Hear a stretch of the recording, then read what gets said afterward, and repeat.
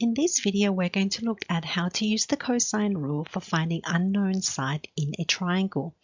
The cosine rule formula for finding unknown side is given by c squared is equal to a squared plus b squared minus 2ab cos c. In order for us to use this formula correctly, it's important that we understand what each of the variables stands for. So let's consider an arbitrary triangle, triangle ABC. The convention is that we use capital letters to represent the vertices. So we use uppercase A to represent vertex A, uppercase B to represent vertex B, and uppercase C to represent vertex C. Now, to represent the sides, we use lowercase letters. For example, this is angle A. The side opposite angle A is going to be labeled as side A with lowercase a. The side opposite angle B, we're going to label that using lowercase b.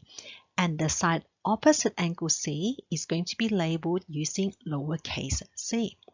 So if we connect this with the cosine rule formula, what does C represent? C is the unknown side. That's that side there. To find C, we need angle C.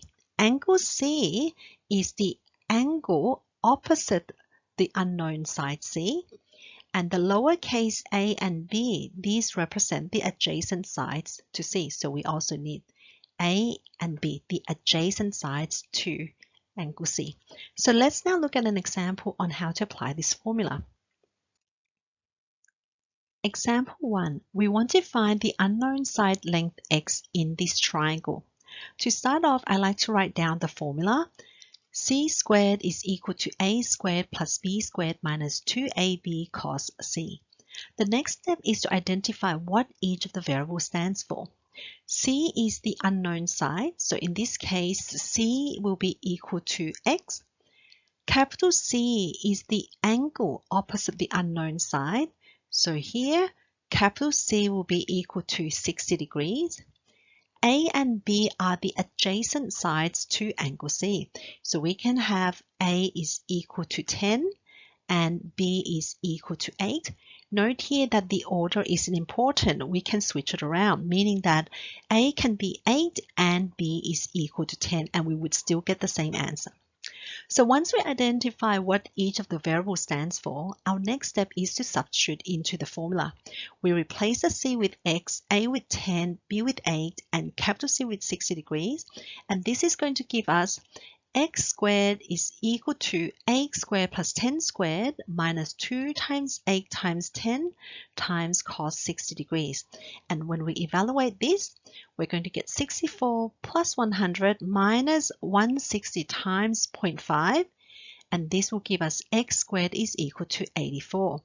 And to find x, we simply take the square root, taking the positive answer only, and we're going to get the unknown side length x being equal to 9.165 centimeters, correct to 3 decimal places. Our next example, example 2. We want to find the unknown side length y in this triangle. Again, I like to start off by writing down the cosine rule formula. C squared is equal to a squared plus b squared minus 2ab cos c. Next, we need to establish what each of the variables represent. C is the unknown side, so for this diagram, C will be equal to y. Capital C is the angle opposite the unknown side.